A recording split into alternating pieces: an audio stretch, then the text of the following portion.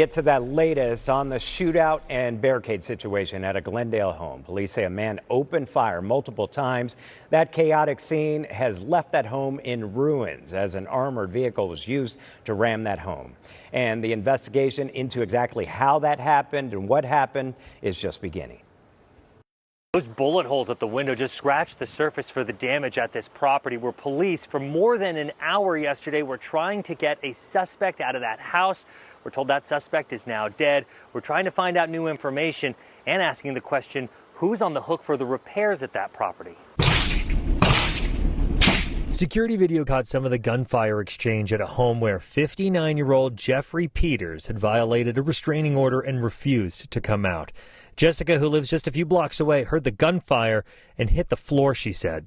The adrenaline was pumping. I mean, yeah, we kept looking out the windows and like, what's going on? We did get a notice from next door to barricade inside. Police say Peters' daughter spotted him on a security camera and alerted police. Glendale PD says Peters was a known man to them, wearing a ballistic vest at the time and had a recent prior contact with police. The suspect is a suspect in another ongoing investigation that stemmed about 2 weeks ago. When he refused contact, police say that he opened fire on officers with a rifle. Officers got a search warrant, SWAT responded, and what followed was a shootout that involved an armored vehicle ramming the home. Gas was deployed, and what appears to be projectiles fired at the house. Police say that the suspect fired at multiple vehicles and drones, disabling one armored truck entirely.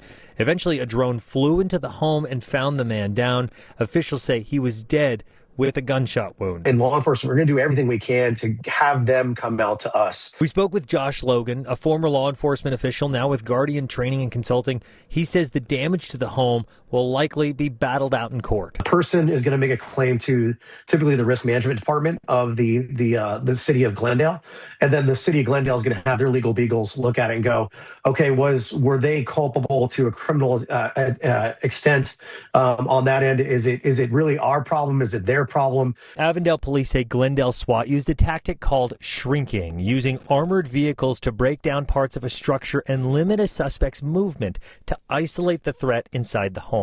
Police expect the investigation to wrap Thursday night. Jordan Bontke, ABC 15, Arizona.